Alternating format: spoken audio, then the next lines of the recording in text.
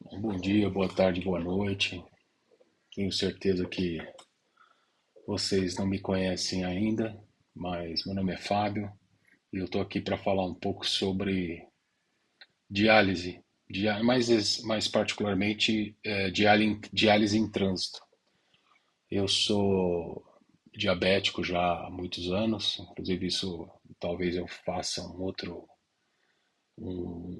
vídeo explicando, mas a questão é que eu recentemente comecei a fazer diálise e tive a necessidade de fazer uma viagem para o exterior. Então eu vim aqui para compartilhar com vocês como é que foi isso de ser um paciente dialítico, né? Precisa fazer diálise 3 vezes por semana e tendo aí uma viagem internacional de alguns dias pela frente, eu precisei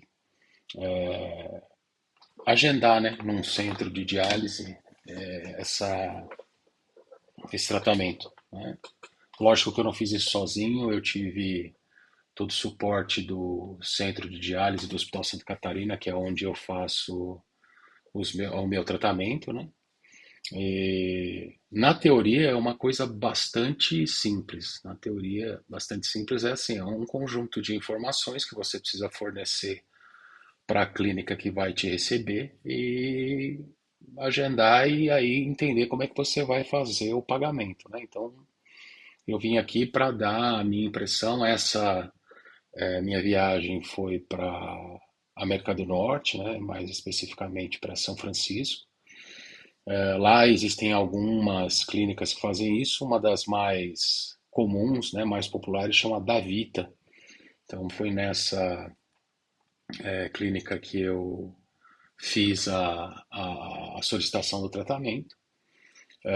Mas foi uma novela, né? Então, eu conversei com outras pessoas que me disseram que na Europa, na Oceania, é um pouco mais simples, mas na América do Norte foi um pouquinho mais complicado, mas deu tudo certo, né? Então, relatando aqui para vocês, o primeiro passo realmente é entrar em contato com a área de serviço internacional de qualquer clínica que seja, né? Então, nessa clínica da Vita, eles têm um serviço de atendimento internacional. No próprio site da Davita você consegue o e-mail, né?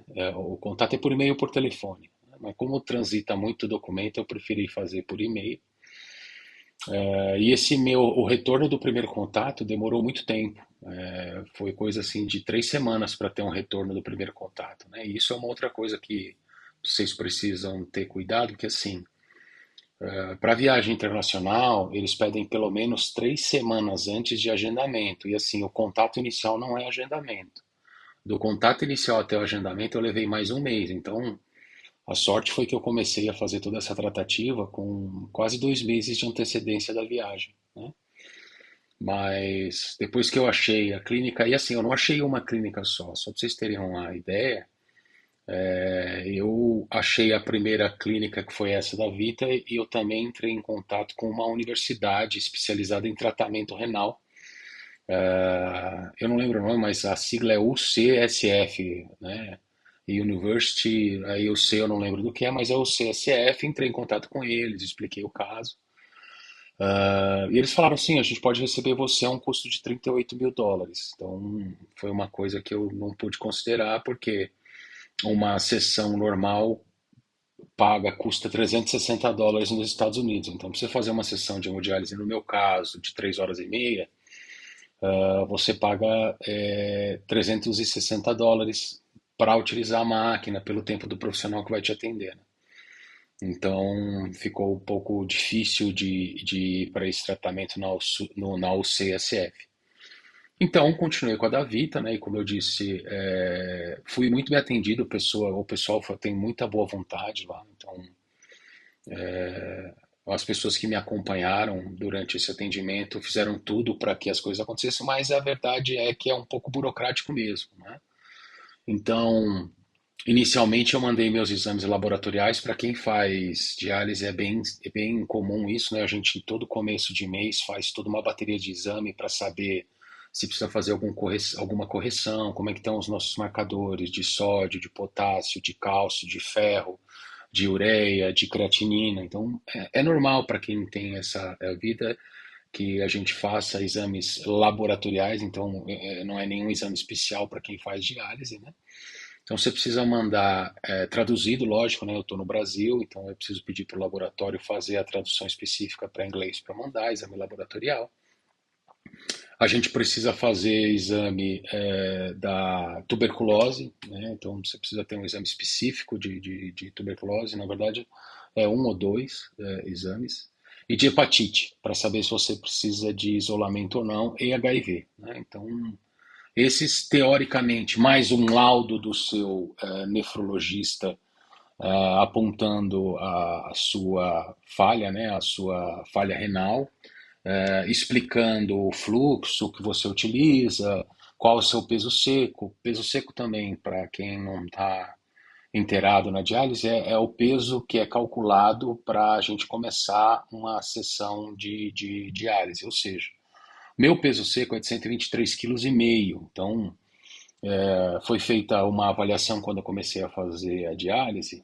É uma bioimpedância mais diferente da bioimpedância que é feita para avaliação física. A bioimpedância, para quem é dialítico, a importância é o líquido, né? Então, inclusive, você faz ela deitado.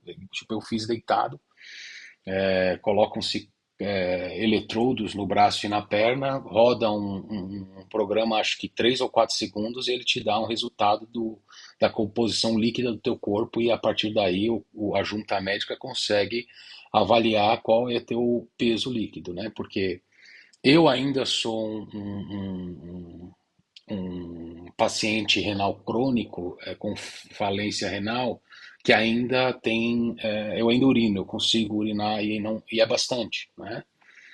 Mas infelizmente existem outros casos onde as pessoas não conseguem urinar, então a única forma de expelir a água do corpo é através da diálise. Então, durante o processo, né, de filtração do sangue da diálise, também é retirado líquido, né? Então, no meu caso, por exemplo, eu tenho um peso seco de 123,5 kg e no máximo eu retiro 2,5 litros de água por sessão. Isso quando eu estou acima do peso, porque a primeira coisa que a gente faz quando a gente chega para fazer uma sessão de diálise é se pesar. Então, normalmente, como eu faço 3 sessões por semana, segunda, quarta e sexta, a sessão da segunda é onde eu estou mais pesado, por quê? Porque eu passei o sábado e o domingo, e normalmente sábado e domingo a gente costuma comer alguma coisa a mais, né? A gente costuma abusar um pouco mais. Na quarta eu tô mais ou menos ali com 124,5 e na sexta eu já chego perto dos 123,600, 700. Então, quando eu chego nesse peso de 123,600, a configuração da máquina é para tirar 100 ml de líquido. Quando eu chego com 125 numa segunda-feira, a configuração da máquina é para tirar 1,5 kg, né? Então, e o meu propósito aqui não é nem ensinar a respeito da diálise, mas falar da diálise em trânsito, que é esse processo, né? Talvez aí eu faça algumas outras considerações ou os outros vídeos para a gente falar disso. Mas voltando ao trânsito, né? Então eu estava falando do exame laboratorial. Então, você passa o exame laboratorial para a clínica onde você vai fazer, né? E, na verdade, quem faz todo esse trâmite é a tua clínica, né? Então, eu conversei com o pessoal lá, o Marcos, que é o enfermeiro-chefe da onde eu me trato, me deu todo o suporte. A gente pegou o contato, então as primeiras tratativas foram feitas por ele, então ele manda os exames laboratoriais, o laudo do médico que é responsável, então dizendo que você tem falência renal, que você é dialítico, o porquê, mandando os parâmetros da utilização, né? Então qual o fluxo, qual o peso seco, quanto você pode no máximo extrair de líquido, a tua pressão, histórico de pressão, que aí é um outro documento, eles pedem a, o teu histórico de tratamento, né? Toda vez que você vai fazer diálise, são coletadas diversas informações antes, durante e depois do tratamento. Então, pressão arterial, nível de glicose no sangue, batimento cardíaco, entre outros, e tudo isso é feito as anotações, né, são os logs dos tratamentos. E quando você vai fazer em trânsito, eles pedem a referência desses logs, pelo menos dos últimos 30 dias, dos tratamentos como foram os últimos 30 dias. Como eu disse, eles pedem também os exames de hepatite, HIV e tuberculose. Em tese, é isso. Você manda esse pacote de documentos. Assim que você manda esse pacote de documentos, você recebe a resposta dizendo, olha, a gente tem disponibilidade ou não para a data que você escolheu, ou você muda a data, ou você muda o horário, para a gente poder agendar o que for mais conveniente para todo mundo. Mas lembrando tudo isso, lembra que eu falei para vocês que eu comecei a fazer isso 2 meses antes, né? Então demorou uns 20 dias para eles responderem. Então as minhas primeiras respostas foram feitas bem no comecinho de outubro, né? E a minha viagem seria em novembro, né? No comecinho de novembro. Então durante a tratativa, o que que aconteceu? Quando chegaram efetivamente a me encaminhar para o centro, que chamava Westlake, lá é um centro, a pessoa responsável lá falou, ó, já não vale mais nada tudo isso que você mandou. Por quê? Porque para fazer os exames, para fazer a diálise, eu preciso pelo menos com exames com 30 dias de validade. E eu já tinha mandado os exames de setembro, né? Ah, tudo bem, ok, então vamos revalidar, refazer os exames. Só que eu refiz os exames laboratoriais, os logs de tratamento, o de hepatite, mas não fiz o de tuberculose. E o exame de tuberculose, para que vocês saibam, ele demora um pouco, ele demora quase 10 dias úteis para ficar pronto. Talvez aonde eu faça ou aonde eu procurei seja assim, mas eu não tinha tempo hábil para fazer o exame de tuberculose. E aí o meu enfermeiro teve uma ideia maravilhosa e falou: vamos fazer uma radiografia do seu pulmão e pedir um laudo para o médico dizendo que a partir da radiografia dá para constatar que você não tem nada. E só por isso deu certo. Então, tem que tomar cuidado também com o prazo de quando você manda seus exames, quando você manda seus documentos, né? Então, para vocês entenderem, eu fui viajar no dia 4 de novembro. Até o dia 3 de novembro eu não sabia se eu ia conseguir fazer a diálise ou não, mas deu certo. E aí, no dia 4 eu fui fazer a minha diálise aqui no Brasil. Então, fui para lá, para o Santa Catarina, fiz minha diálise, saí de lá, fui para o aeroporto. Viajei, foi tudo bem. E aí eu fui fazer a minha sessão lá em São Francisco no dia 10. Foi um período longo, né? Então, como eu disse anteriormente, eu faço diálise 3 vezes por semana. Nesse caso, eu fiquei 5 dias sem fazer diálise. Não é aconselhável fazer isso, foi uma decisão minha. Eu conversei com o meu médico e falei: olha, como eu consigo fazer para conseguir executar a viagem? Ele falou: tá bom, então vamos fazer, ficar alerta, né, sempre aos sintomas de qualquer problema que você venha a ter. E... Mas deu tudo certo, então lá no dia 10 eu cheguei até o centro da Vita, por sinal foi bem fácil de chegar lá, né? Quando eu cheguei, eu não tive uma impressão muito boa, porque eu e minha esposa foi comigo, né? A Alessandra Sincera. Depois vocês vão conhecer ela e vão saber por que que é a Alessandra Sincera. A gente chegou na recepção e ficou por volta de uns 20 minutos e não tinha ninguém na recepção. A gente sabia que tinha alguém na clínica, porque é um lugar grande, mas não tinha ninguém na recepção.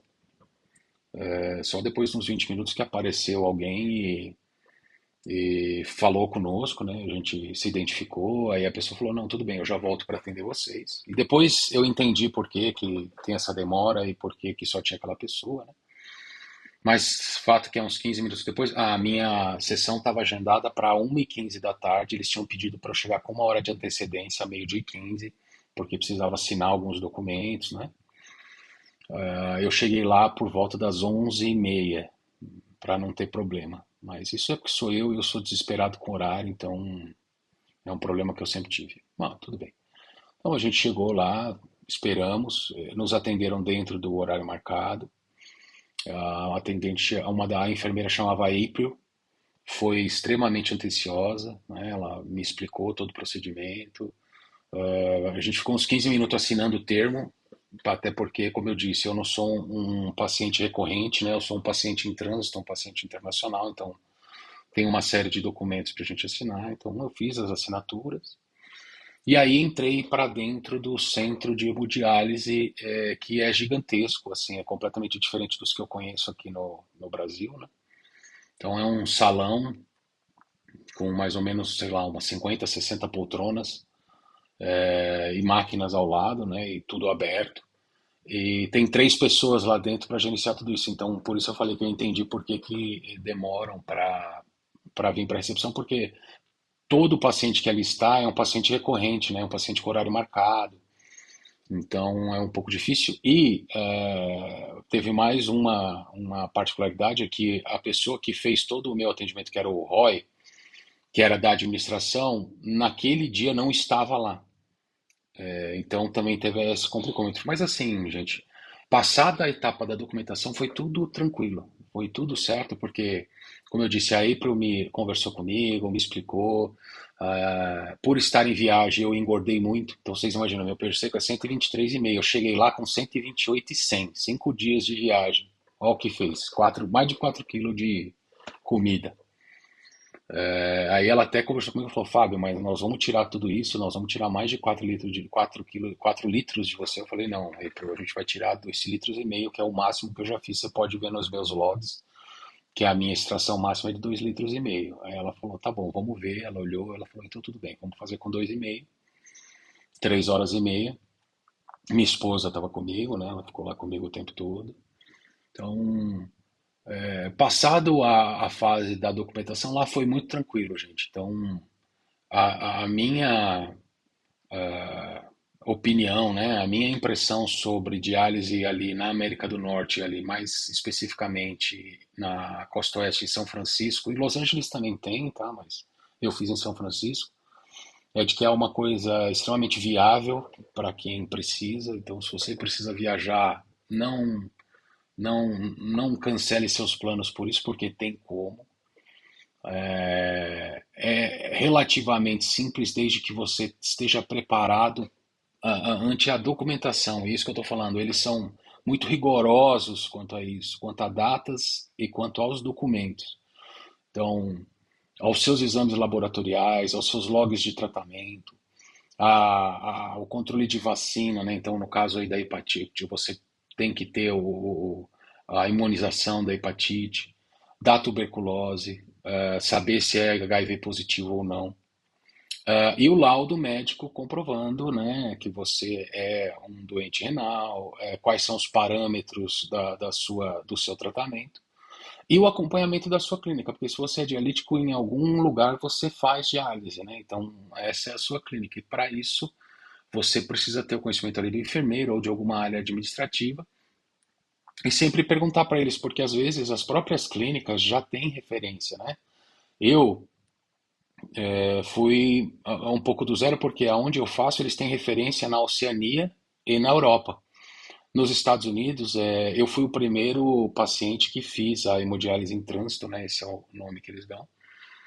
Mas assim, abrimos uma porta para isso, né? Eu tenho estudado um pouco, eu vi que existe um aplicativo que chama Hemodiálise, é um aplicativo que tem para iPhone e para Android. Até aqui, ó, deixa eu ver o nome, porque eu não falei o nome direito. Aqui, ó, chama Book Dialysis. É um aplicativo que funciona muito na Europa e na Oceania. Tem algumas partes dos Estados Unidos onde tem clínicas cadastradas e você pode fazer o agendamento. Eu estou testando esse aplicativo, eu vou ver se ele efetivamente funciona. Eu tenho uma viagem marcada para a Europa no ano que vem, vou fazer diálise lá na Itália para ver como é que funciona e eu vou contar para vocês, tá? Esse é o primeiro vídeo que eu estou fazendo, então me perdoem aí se ele ficou muito extenso, mas eu tentei aqui abordar essa história da diálise em trânsito, da hemodiálise em trânsito, para a América do Norte, para São Francisco, né? Então, se vocês tiverem alguma dúvida ou quiserem me perguntar alguma coisa a respeito disso, fiquem à vontade. Eu agradeço, um grande abraço a todos. Muito obrigado.